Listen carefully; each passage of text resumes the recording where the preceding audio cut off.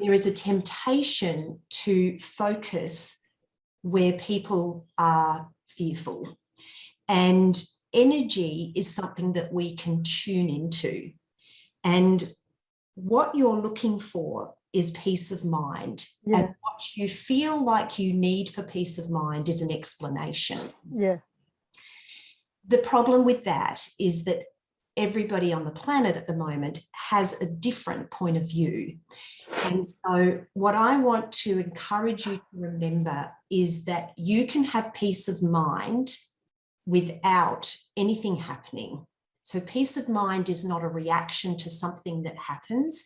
It's something that you create, because before you were in lockdown for so long, you had started to develop peace of mind through the tools and the techniques that you've learned in here.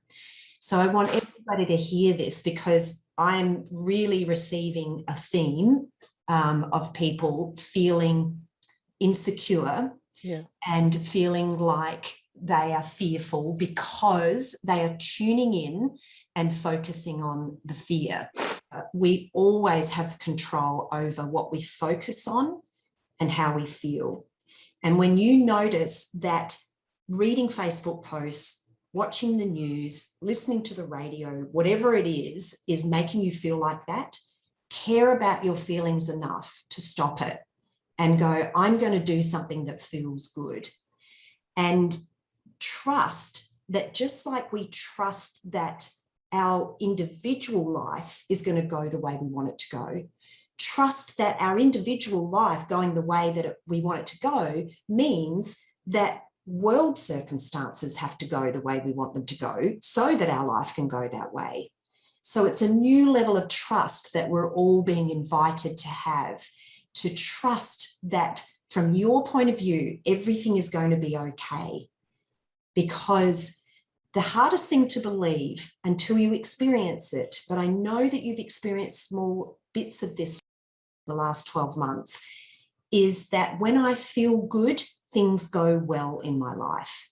And when I don't feel good, they don't go as well. And it's the one thing that you have control over. And so now everything that we're going through is giving us this amazing opportunity to realize we might feel like we can't control anything in terms of world events, but we can control how we feel. And how we feel will change what we say, what we do, and therefore change our results and our outcomes. And you'll be amazed at how things start to shift if you just trust that and really focus on giving your attention to things that feel good rather than things that make you feel anxious. At the moment, you have this wonderful opportunity to go within, and the way that we're going to hear the guidance that is the solution is through being on the same vibration as the solution. And when we get caught up in the noise, we are on the vibration of the problem, which is self-perpetuating the problem.